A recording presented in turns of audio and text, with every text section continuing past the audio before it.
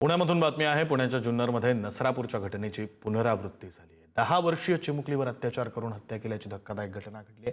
घराशेजारी राहणाऱ्या तरुणानं ओळखीचा गैरफायदा घेत मुलीला शेतात नेल्याचा पोलिसांचा संशय, तर अत्याचारानंतर तिची हत्या केल्याचा असून संशयिताला पोलिसांनी ताब्यात घेतला। आमदारांच्या गावातच घडलेल्या या घटनेनंतर नातेवाईक आणि ग्रामस्थांमध्ये संतापाची लाट उसळली। आरोपीवर कठोर कारवाईची मागणी केली जाते। पोलिसांकडून पुढील तपास सुरू आहे। त्या तरुणाने एक 9.5 वर्षाची जी मुलगी आहे त्याच्या शेजारी घरात जे राहत होती ते घरी दुसऱ्या मुलाबरोबर खेळत असताना टीव्ही बघत असताना ते त्यांना घरातून ओळख असून बाहेर घेऊन गेला आणि गावी बाहेर हे जे शेत आहे ते शेतात पुढे जाऊन त्यांनी त्याच्यावर लैंगिक अत्याचार केला आहे आणि त्याची हत्या केली आहे। याचा जे आरोपी आहे त्याला ताब्यात घेण्यात आलेला आहे।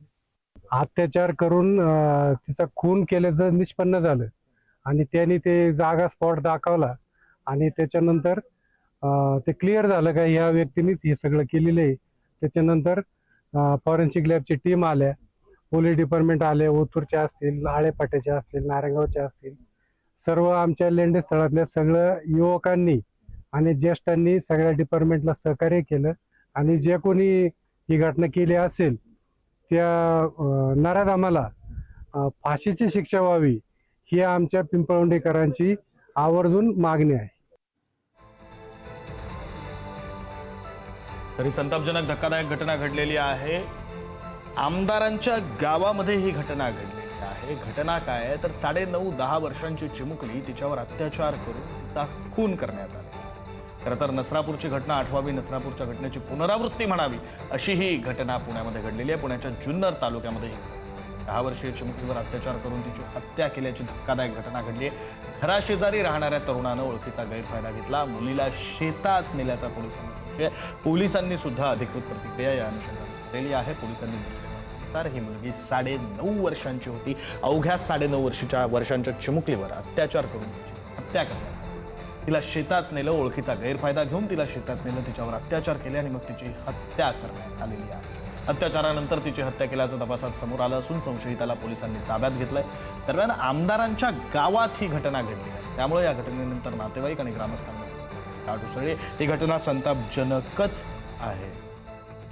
तर माजी आमदार अतुल बेनके आपल्यासोबत फोन लाईनवरून जोडले गेलेले आहेत। आपण त्यांच्याशी या संदर्भात बोलणार आहोत। अतुलजी, आपण या घटनेची माहिती घेतली आहे का? आपल्यापर्यंत नेमकी काय माहिती पोहोचलेली आहे? नेमकी काय घटना आहे आणि आता काय कारवाई केली जाते? आपली माहिती का? नमस्कार। ते पिंपळवंडी गावामध्ये एका 10 वर्षाच्या चिमुकलीवर जो अत्याचार होऊन त्याचा खून केलेला आहे, तो जो नराधम आहे तो संशयित आरोपी पोलिसांनी पकडलेला आहे ग्रामस्थांच्या मदतीने। आणि त्या आरोपीने पण त्याची कबुली दिली की मी इथे घेऊन गेलो होतो, असं केलं। पण ही जी वृत्ती आहे ना, ही वृत्ती का बळावली, ही कशामुळे अशी गोष्ट घडतायत, हे त्याचा अभ्यास करणं गरजेचं आहे। विशेषतः त्यांनी जे कृती केलेली आहे ती इतकी निंदनीय आहे, इतकी निषेध अर्थ आहे, त्याच्याला तर फाशीची शिक्षा झालीच पाहिजे। पण पोलिसिंग मध्ये किंवा पोलीस त्यांच्या कर्तव्यामध्ये किंवा पोलिसांचा धाक राहिला की नाही राहिला, अशी परिस्थिती आता तिकडे चर्चा चालू झालेली आहे। जुन्नर हा ग्रामीण भाग आहे आणि ग्रामीण भागामध्ये इतक्या मोठ्या प्रमाणामध्ये भेसळीचं दूध किंवा गावठी दारू किंवा 2 नंबरचे काही अड्डे जुगाराचे हे पण चालू आहेत। ड्रग्ज आता फक्त शहरापुरतं सीमित राहिलं नाही, ग्रामीण भागामध्ये पण बऱ्याच ठिकाणी ते आपल्याला पाहायला मिळतं। म्हणून पोलिसिंग हे चांगल्या प्रॉपर डिरेक्शनने करणं हे गरजेचं आहे। सरकार असेल, पीएम असेल, गृहमंत्री असेल, त्यांनी खूपच सिरियसली या सगळ्या गोष्टी घेऊन पुढे जायला पाहिजे। अगदी या सगळ्या घटना गांभीर्यानंच घेतल्या पाहिजे तुम्ही म्हणता याप्रमाणे। धन्यवाद अतुलजी, तुम्ही सविस्तर प्रतिक्रिया पुढारी न्यूजशी बोलताना दिलीत यासाठी। यानंतर ठाकरेंच्या शिवसेनेच्या उपनेत्या सुषमा अंधारे सुद्धा आपल्यासोबत फोन लाईनवरून जोडल्या गेलेल्या आहेत। आपण त्यांच्याशी या संदर्भात बोलूया। सुषमाताई, अतिशय धक्कादायक आणि तितकीच संतापजनक अशी ही घटना आहे। आपण या घटनेची माहिती घेतली असेल, घटनेसंदर्भातली आपली नेमकी माहिती काय आणि आपली या संदर्भातली प्रतिक्रिया काय? काय होतंय ना की आपण प्रत्येक वेळेला घटना घडते, आपण निषेध नोंदवतो, हळहळ व्यक्त करतो आणि फार फार तर सरकार नाकर्त आहे असं म्हणतो. याच्याने ना सरकारला फरक पडतो ना गुन्हेगारांना फरक पडतो. 4 दिवसांपूर्वी अशीच घटना पुरंदरमध्ये घडली. पुरंदरमध्ये 10 वर्षाच्या मुलीवर अशा पद्धतीचा लैंगिक अत्याचार झाला. अवघ्या 12 दिवसांपूर्वी पेन रायगडमध्ये घटना घडली. इथे तर 7 वर्षाच्या चिमुकलीला सकाळी झोपेतनं उठलेली चिमुकली आपल्या आई वडिलांपासून ती बाहेर लघुशंकेसाठी गेली आणि घरात आलीच नाही आणि नंतर तिची डेड बॉडी दुपारच्या वेळेत सापडली. ह्या सगळ्या घटना जर एकत्रित करून जर बघितल्या तर पुन्हा पुन्हा घटना का घडतात? कारण गुन्हेगारांना आम्ही जी शिक्षा त्याला अद्दल घडवण्यासाठी द्यायची असते ती दिलीच जात नाही. आमचे पोलीस ना त्या गुन्हेगाराला पकडतात ना त्याला शिक्षा देतात आणि जरी एखादी FIR झाली तरी त्याच्यावर इतके राजकीय दबाव असतात की पुन्हा पुढे तपासाचं काय होतं ते कळत नाही. कित्येक प्रकरणातले आरोपी हे आधी जामिनावर सुटलेले आहेत, पॅरोलवर सुटलेले आहेत. मागच्या अधिवेशनामध्ये मंत्रिमंडळ बैठकीमध्ये पॅरोलवरचा आरोपी, अशा प्रकरणातला आरोपी पॅरोलवर सोडायचा नाही असं ठरलेलं असतानाही पुन्हा पुन्हा त्या घटना घडत आहेत आणि त्यामुळे पुन्हा गुन्हे घडतात. त्यामुळे या सगळ्या गुन्हेगारांना जर खरंच समूळ ही प्रवृत्ती नष्ट करायची असेल तर हे सरकार गंभीर आहे का कायद्याची अंमलबजावणी करण्यासाठी त्याचा विचार करावा लागेल. सुषमाताई, एक आणखी मुद्दा यातला असा आहे की आमदारांचं ते गाव आहे शरद सोनवणेंचं. आता गाव आहे हा मुद्दा नाहीये, पण साधं नगरसेवकांची ये जा असेल ना तरी पोलिसांचा बंदोबस्त वाढलेला असतो. हे तर आमदारांचं गाव आहे. मला असं वाटतं पोलिसांचा बंदोबस्त इतर ठिकाणपेक्षा तिथं जास्त असेल तरीही तिथे ही घटना घडली आहे. त्या बाबतीत आपली प्रतिक्रिया? ते आमदारांचं गाव आहे म्हटल्यावर उलट जास्त प्रॉब्लेमॅटिक गाव आहे असं मला वाटतंय. कारण जितके राजकीय पक्षांचे मोठे नेते वगैरे राहतात ना अशा ठिकाणी त्यांच्या हुजऱ्या मुजऱ्यांची संख्या जास्त असते आणि जेवढी हुजऱ्या मुजऱ्यांची संख्या जास्त वाढते तेवढी त्या लोकांची दहशत इतकी असते की त्याच्या विरोधात कोणी ब्रशब्द काढत नाही किंवा मग तिथे पोलिसांचाही वावर कमी होऊन जातो. कारण पोलिसांनाही तिथे फार स्कोप किंवा स्वतःच असं ते अजिबातच मिळत नाही. त्यामुळे मला वाटतं या सगळ्या प्रश्नांची उत्तर ही शरद सोनवणेकडून घेतली तर ते अधिक चांगलं होईल. बरं सुषमाताई, आणखी एक प्रश्न. नसरापूरच्या घटनेची या घटनेमुळे आठवण होते, त्याची पुनरावृत्ती झाली असं आपल्याला म्हणावं लागेल. सोबत आता ही घटना सुद्धा पुण्यामध्ये, नसरापूर सुद्धा पुण्यामध्ये. आता तुम्ही बोलताना पुरंदरच्या एका घटनेचा उल्लेख केलेला होता. पुण्यामध्ये हे सगळं का वाढतंय याचंही उत्तर आपल्याला शोधावं लागणार आहे. धन्यवाद सुषमाताई, तुम्ही सविस्तर प्रतिक्रिया पुढारी न्यूजशी बोलताना दिलीत यासाठी. आपल्यासोबत नीलम गोरे सुद्धा जोडल्या गेलेल्या आहेत. आपण नीलम गोरेंची प्रतिक्रिया समजून घेऊया. नीलमताई, स्वागत आहे पुढारी न्यूज मध्ये. अतिशय धक्कादायक, संतापजनक अशी आणखी एक घटना पुण्यामध्येच घडली आहे. आपली प्रतिक्रिया? मुळामध्ये आम्ही फक्त, तुम्हाला कल्पना आहे की अनेक वर्ष तुम्ही आमचं काम पाहता आहात शिवसेनेचे आमदार म्हणून.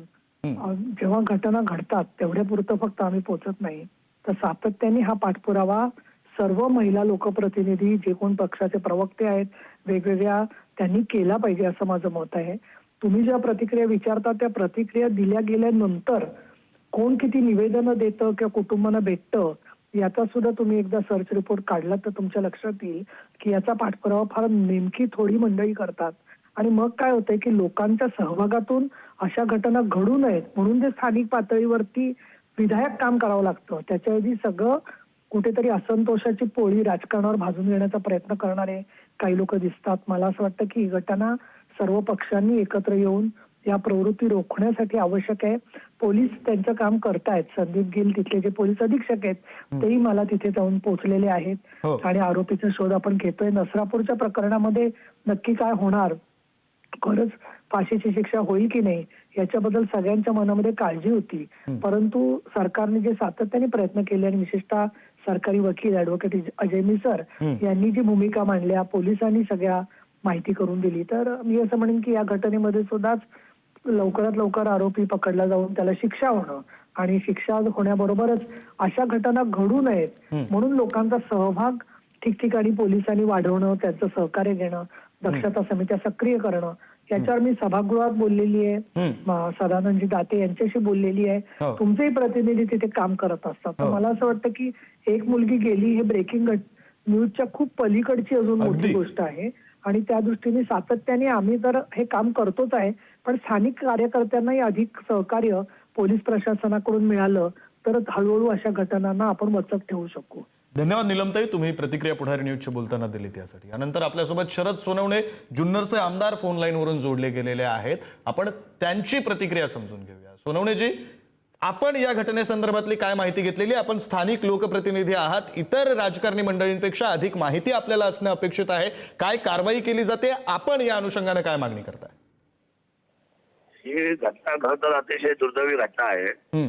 ज्या ठिकाणी नातेसंबंध आणि जवळचा माणूस शेजारचा असणाऱ्या माणसाने लक्ष ठेवून किंवा आपले नियत खराब करून अतिशय चिमुरड्या मुलीवर, म्हणजे 9.5 वर्षाच्या अवघ वय त्या मुलीचं, अंगणामध्ये खेळत होती. आई वडील शेतामध्ये मजुरीच्या कामासाठी गेले होते आणि ओळखीचा फायदा घेऊन त्या मुलीला बरोबर घेऊन त्यांनी तिच्यावर अत्याचार केला.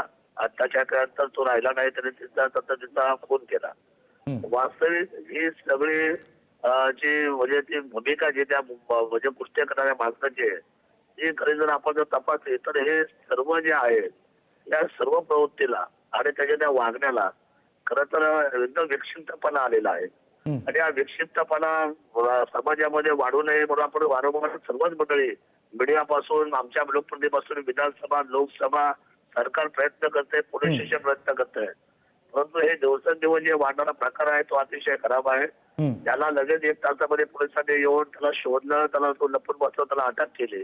आणि 25 वर्षाचा तो मुलगा आहे, तरुण, आणि ही मुलगी अवघ्या 9.5 वर्षाची. आणि त्याने कबुली जबाब पण दिला लगेच तातडीने घाबरून. पोलिसांनी ताब्यात घेतलंय.